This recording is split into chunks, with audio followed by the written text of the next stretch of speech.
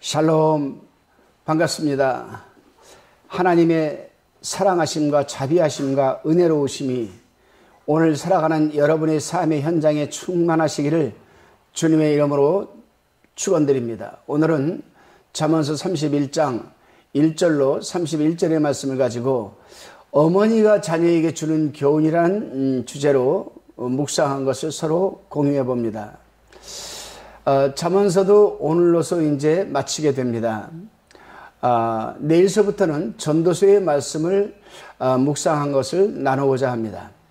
바쁜 일상 가운데서도 하나님의 말씀을 읽고 묵상하고 나눈다는 것이 얼마나 행복한지 모릅니다. 신약 요한계시록까지 저와 여러분들이 함께 경주할 수 있기를 두 손 모아 봅니다. 31장은 잠언 전체의 내용을 요약한 결론이라 할 수 있습니다. 그런데 특히 주목할 만한 점은 잠언 전체의 내용은 아버지가 아들에게 주는 교훈으로 되어 있죠. 그런데 유독 이 31장만은 어머니가 아들에게 주는 교훈으로 되어 있다는 점이 특이한 점입니다. 이제 1절로 9절까지의 내용을 우리가 살펴봅니다. 본문 1절에 보면은 1절에 르무엘 왕이 말씀한 바 곧 그 어머니가 그를 훈계한 잠언이라 이렇게 기록했습니다. 르무엘은 하나님께 속한 자라는 그 뜻을 가지고 있습니다. 그러므로 르무엘 왕이라 함은 하나님께 속한 왕이다 이렇게 말할 수가 있죠. 하나님을 잘 섬기는 왕은 하나님을 잘 섬기는 어머니에게서 나올 수 있다는 것을 지금 1절에서 암시하고 있는 겁니다. 그렇습니다, 여러분. 보편적으로 하나님을 잘 섬기는 사람을 보면 대개 그 어머니로부터 신앙의 유산을 물려받은 사람인 것을 볼 수가 있습니다.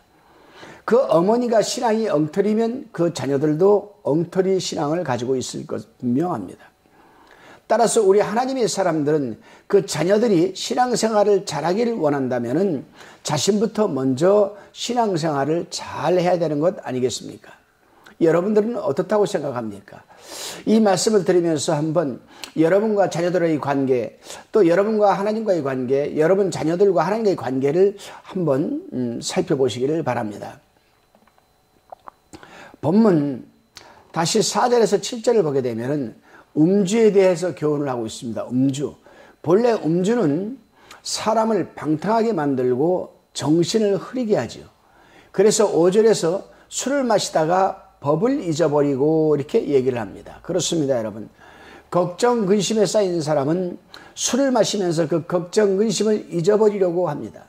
그러므로 술은 독한 어떤 그 악과 같아서 선량한 사람을 멍들게 하고 또 병들게 하고 폐가망신을 하게 만듭니다.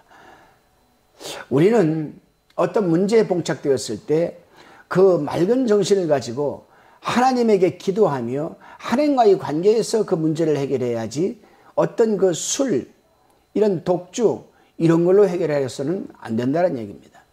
다시금 본문 10절로 12절입니다. 여기서는 현숙한 여인에 대해서 말하고 있습니다. 옛날과는 하루가 다르게 달라지고 비약해가는 시대에 현대 여성들이 가지고 있는 문제점이 무엇인가를 묵상을 해보면서 현숙한 여인상이 무엇인가를 저는 생각해 보았습니다. 그렇습니다, 여러분. 요즘 30대 후반의 여성들은 남편으로부터 경제적인 문제로 다투고 정신적 독립을 하려고 하는 욕구를 안고 살아가고 있습니다.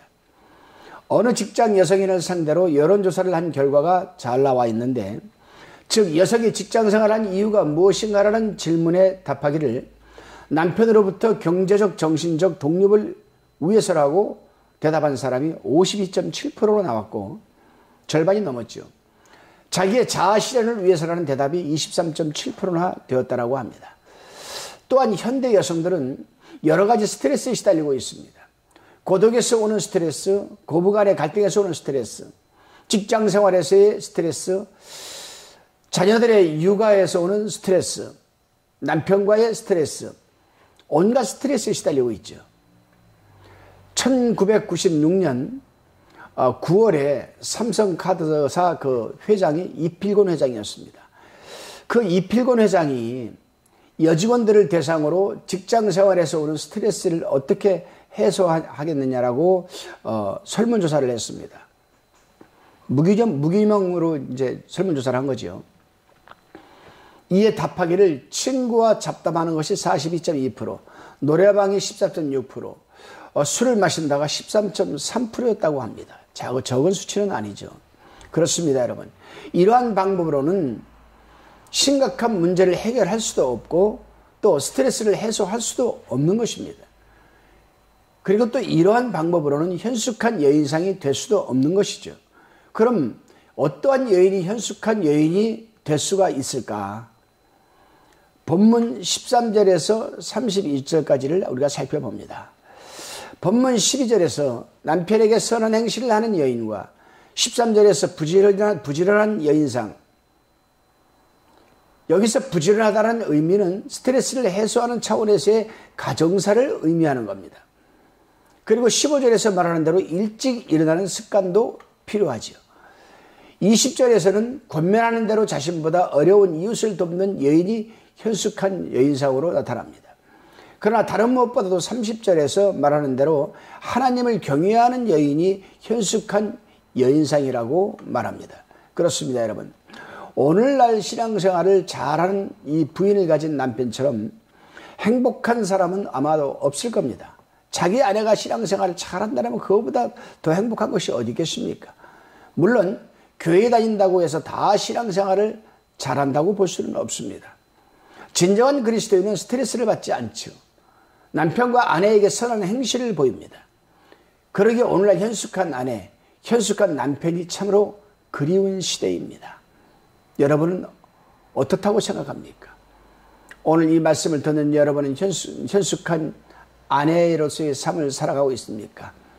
또 그러한 남편으로서의 위치에서 삶을 살아가고 있습니까? 자신을 돌아보는 시간이 되시기를 바랍니다. 기도드립니다.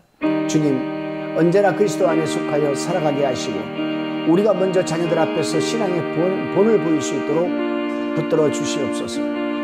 그래서 자녀들이 하나님을 경외하는 삶을 살게 하라 도와주시고 신앙생활의 즐거움과 기쁨이 충만하게 하셔서 스트레스 받지 말게 하시고 현숙한 아내와 신실한 남편이 되어 살아가는 삶이 되게 하옵소서.